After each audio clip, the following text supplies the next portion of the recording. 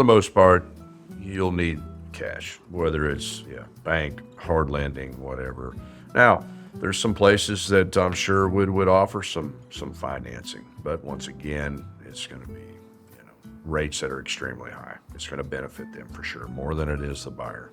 Well, no, let me back that up. If a person comes to us and they don't have no agents per se, so you're going to have some savings there. Realtor fees are about 6% from top to bottom, and so cash is king for sure.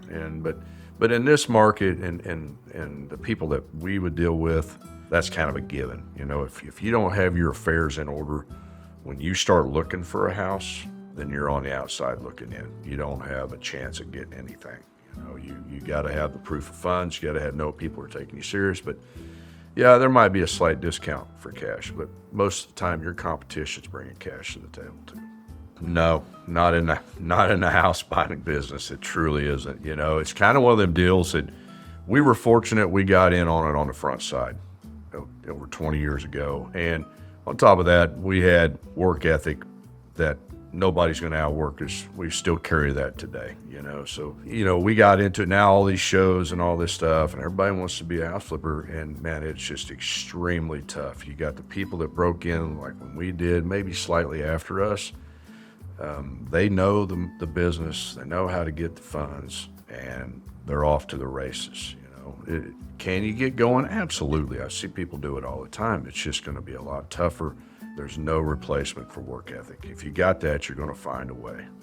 First question asked by us when we get a call would be, do you have proof of funds? Do you have financing in place? If not, what's your financial status like?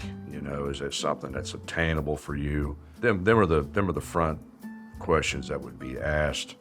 Then we could ask a little deeper is, what's your intent? What are you looking for? And, kind of go from there. And sometimes, we'd have a multitude of projects. Maybe that one wouldn't fit their needs. This one might work better. Yeah, so typically, what I would recommend is you get your initial financing in place, whatever that involves. But then you need to try to utilize, everybody's going to go to Home Depot, Lowe's, and Menards for the most part. That's where 90% of everything's going to get bought around here. If you can get set up on some credit cards with them, a lot of these places offer 0% for X amount of months. And, we've tapped into that a bunch, still do to this day. It stretches out your horsepower for buying. And, it's a good avenue to take.